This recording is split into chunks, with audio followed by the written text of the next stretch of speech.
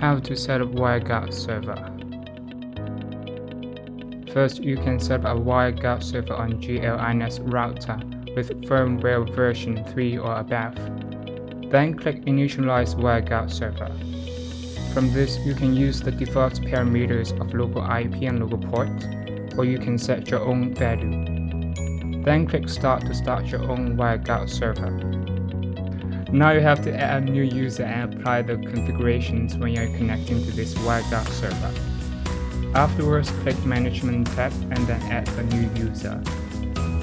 Now you need to specify the new client's name and then click Add. You can check the list of the clients you have added. In other cases, you could delete any unwanted client. To find the configuration details you need to use when setting up WireGuard clients, click Configurations. In that case, we provide QR code, plain text, and JSON configurations currently.